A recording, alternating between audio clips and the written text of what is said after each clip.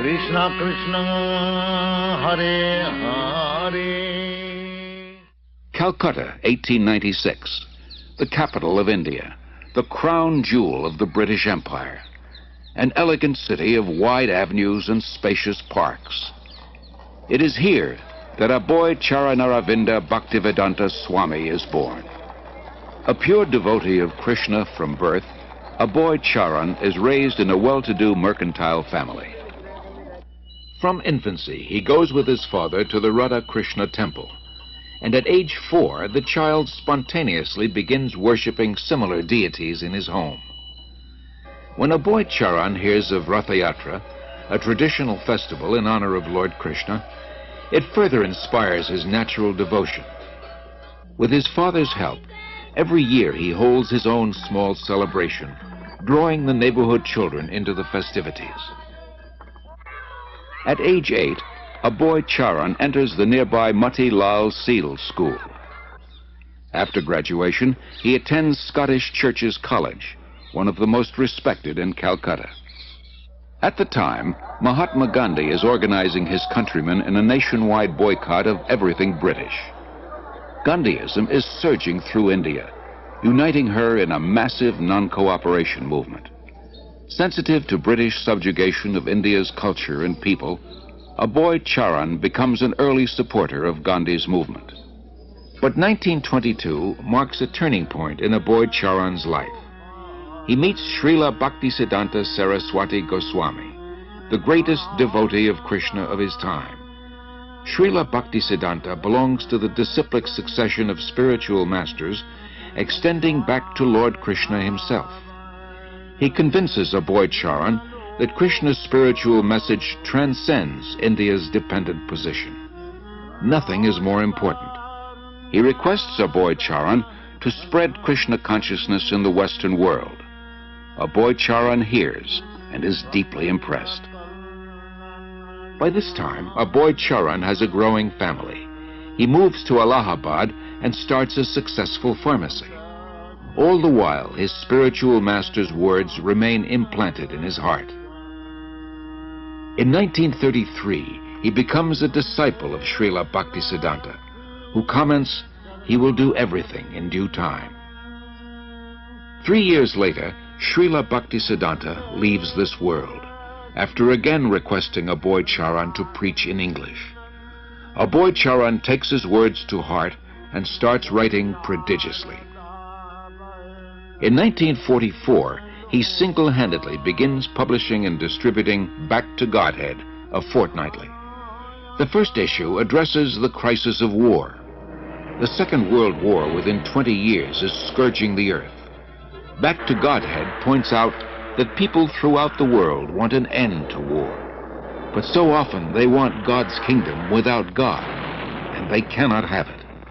All our plans will be doomed to failure by our own selfishness unless we turn to God. After the war, Aboy Charan moves to Jhansi and founds the League of Devotees. He prepares a charter for an international organization, its members dedicated to a peaceful, God-centered life. Following tradition, at age 58, Aboy Charan retires from family life, and 5 years later accepts the renounced order. He is now known as A.C. Bhaktivedanta Swami. He lives alone in the historic medieval temple of Radha Damodar in Vrindavan, engaged in deep studies and writing. It was in Vrindavan that Lord Krishna revealed his pastimes 50 centuries ago, and saintly persons throughout the ages have worshipped this land as the most sacred on earth. Unlike other holy men who live there, Bhaktivedanta Swami is not thinking of retiring. For him, Vrindavan is a source of inspiration, an ideal place to chant, worship, and write. Here he begins work on his life's masterpiece, translation and commentary on the monumental devotional classic Srimad Bhagavatam. Bhaktivedanta Swami calls it a cultural presentation for the re-spiritualization of the entire human society. But often he leaves Vrindavan to print his magazine and books in nearby Delhi. Traveling takes time and tolerance, But Bhaktivedanta Swami accepts it as part of his spiritual mission to broadcast devotional service to Lord Krishna.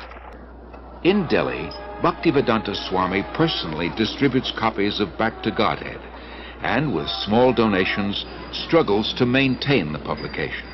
By 1964, Bhaktivedanta Swami completes 3 volumes of Srimad Bhagavatam. Prime Minister Lal Bahadur Shastri lauds his accomplishment and recommends his books for placement in India's public libraries. Sumati Morarji, chairman of the Scindia Steamship Company, gives contributions for printing Bhaktivedanta Swami's books and arranges for his passage to America. Bhaktivedanta Swami, a lone mendicant, 70 years old, traveling halfway across the world. His only resources, the message he carries and his unflinching faith. The voyage on the Jaladuta proves a great trial.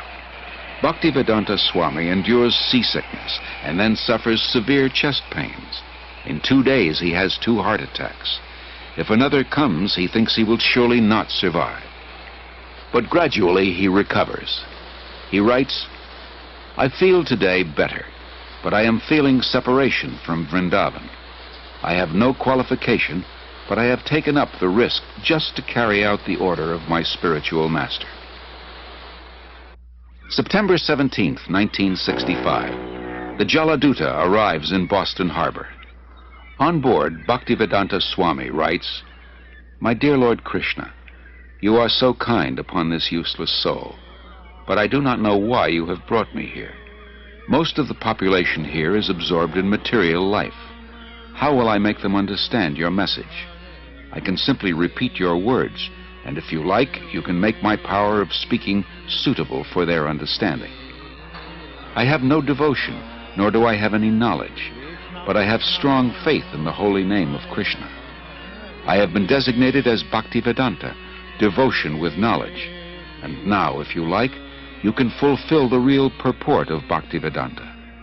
Signed, the most unfortunate, insignificant beggar, A.C. Bhaktivedanta Swami.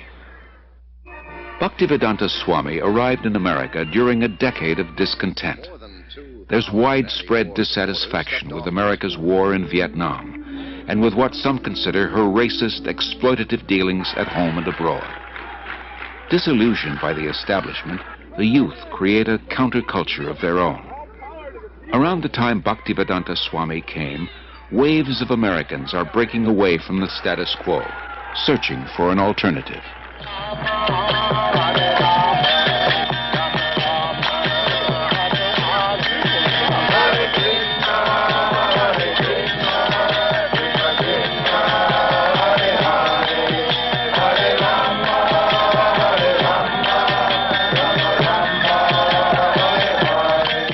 Krishna was all along preparing something, Bhaktivedanta Swami later wrote, and he brought you to me one by one, sincere boys and girls, to be trained in Krishna consciousness.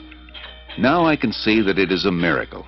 Otherwise, one old man with only a few books to sell for barely getting food, how could he survive, what to speak of introducing a God-conscious movement in a materialistic society? For Bhaktivedanta Swami, these are happy days. Singing and speaking with the vigor of a young man, he brings the Hare Krishna movement into the public eye by chanting in the parks, by distributing Back to Godhead magazine, by holding free Sunday love feasts. Many are attracted. His hopes for the future expand without limit. The Hare Krishna movement has taken root.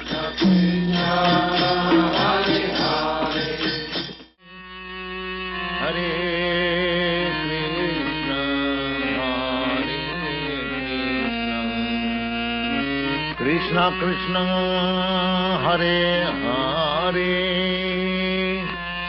Hare Ram